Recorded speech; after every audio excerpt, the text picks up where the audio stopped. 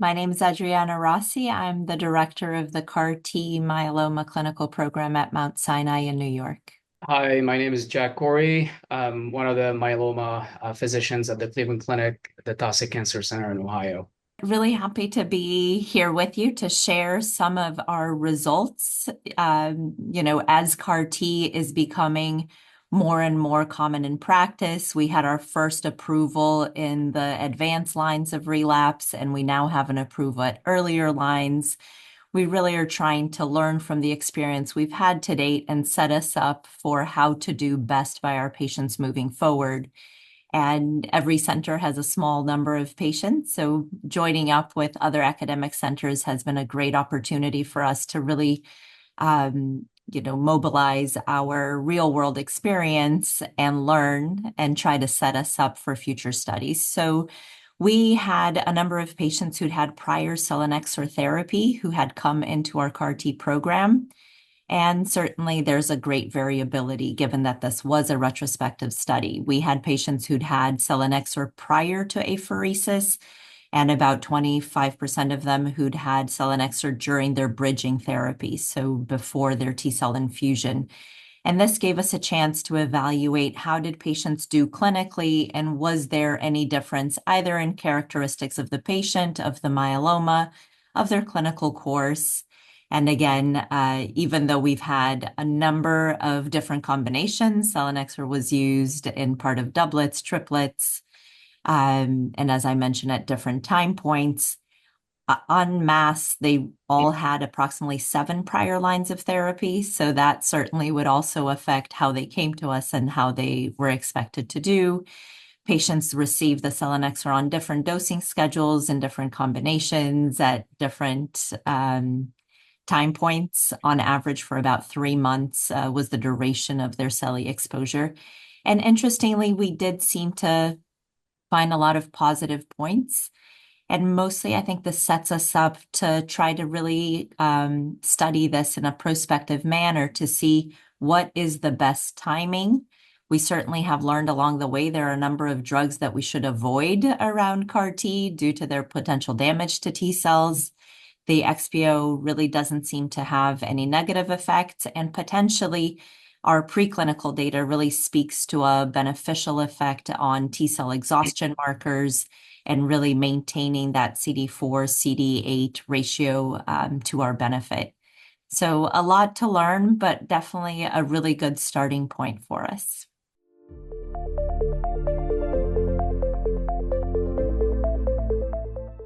Bispecifics are definitely one of those T cell affecting therapies that we have and can be T cell depleting. So something we would ideally like to avoid prior to apheresis. It has become my practice in these very advanced patients to use bispecific as a bridge, that just being 1 or 2 cycles.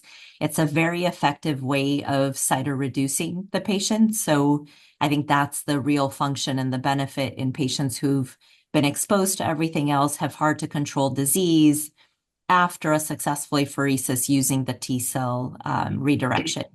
But for those patients who unfortunately may have an out-of-spec product and may require a repeat apheresis, we now have usually a difficult time or a longer washout required to get the T cells to be in a position to be apheresed.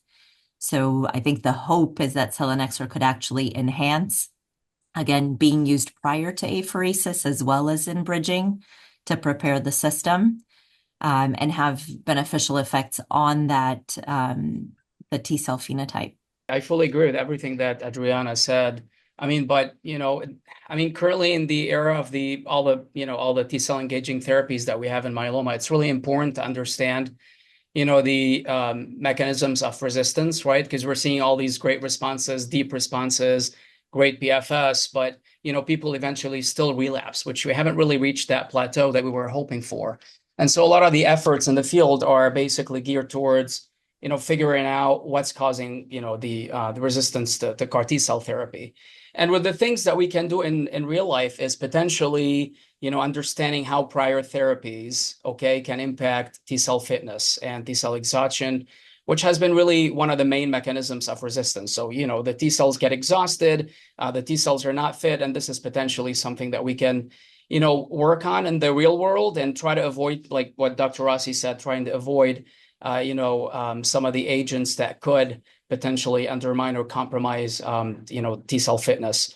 So selinexor, the XPO1 inhibitor, we do have some preclinical evidence that it can increase the CD8 T cell population and the functional secretion of coenzyme B, which is really important for tumor cell killing, without really kind of, impacting T cell exhaustion markers like LAG3 and PD-1. So it does have potential to improve T cell fitness, which is really relevant, to us clinically before collecting T cells to have a good product and potentially as a bridging before infusing the cells back. So it's really important to kind of understand how people who are treated with selinexor, they do with CAR T cell therapy. So what we did was we looked at 45 patients at two academic centers, relapsed refractory myeloma patients who were treated before CAR T cell therapy with selinexor at different time points. And then we looked at their outcomes. These patients were heavily pretreated, as stated before. And what was really interesting about the cohort that we studied was that patients who received selinexor immediately before apheresis, they did have survival advantage after CAR T cell therapy.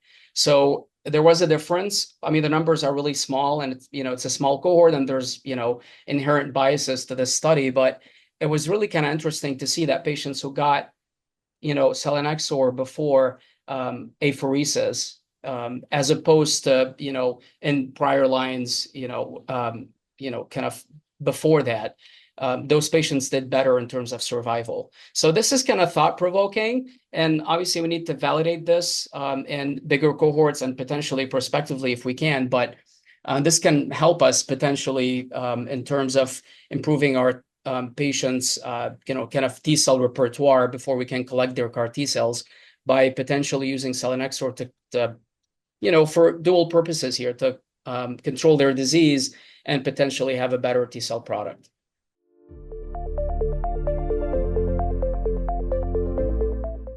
I would just say again, in my very biased position as a CAR T physician, it's a fantastic start. I think CAR Ts have given us response rates in a patient population that are absolutely unprecedented, but it is still early days, and we have a lot to learn on how to use the products that we have and the development of all kinds of new products. So learning how to use all the tools we have in the armamentarium and maximizing patient benefits is really, I think, about to launch in the next coming years.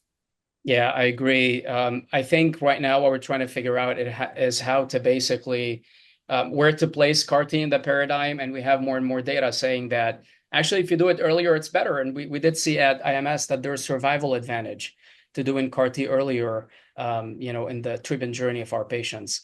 And so that's one venue that we're trying to explore more, and hopefully more real world data will emerge on that so that we can learn more about where to place CAR T. But it sounds like the new wave is going to be earlier CAR T in our patients' treatment. The other, I think, very interesting venue is combination therapy, especially with bispecific antibodies. So there's a lot to come, and trying to figure it out is going to be it's going to be interesting.